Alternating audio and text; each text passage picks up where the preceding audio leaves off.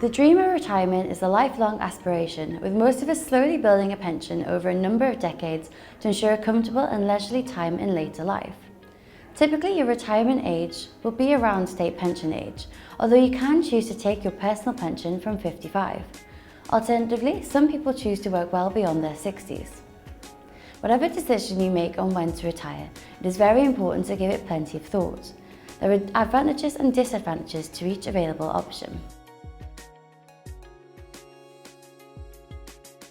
Retiring early isn't necessarily as difficult as you might think. If you started investing £500 a month at the age of 25, with a growth rate of 5%, you could have built a pot worth £269,000 by the age of 60. However, just because you can retire early, it doesn't necessarily mean you should. 5 extra years of compound growth and adding further amounts to your pension could make a significant difference to your ultimate pot, especially as these years are likely to be well paid with opportunity to commit more to your pension. Why walk away from an even richer retirement? Another consideration before taking early retirement is how long you'll potentially live. If you retired at 60 but lived until 95, would your pension cover 35 years of expenditure? For many people, retiring at typical state pension age will make sense. In theory, you'll have been investing for at least 3 decades, seeing your money grow to a sufficient level to fund your retirement. For example, if you're a man born in 1987 and invested £500 a month from the age of 25, by the time you hit your state pension age of 68 years old in 2055, your 43 years of £500 investments could be worth over £350,000 based on a growth rate of 5% a year. That should be more than enough to retire on for an average person, and that doesn't even factor in employer contributions towards your pension or the state pension provision. What you should keep in mind is that state pension age will rise. It isn't something that can be relied on, so you may want to make your own target retirement plan.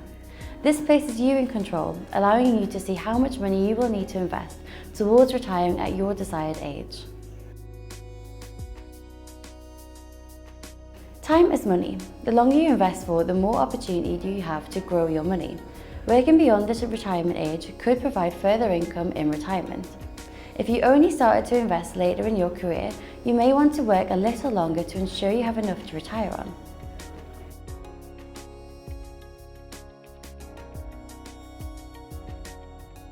True Potential's own Tackling the Savings Gap research shows that most Brits think they'll need £23,000 a year in retirement to live comfortably.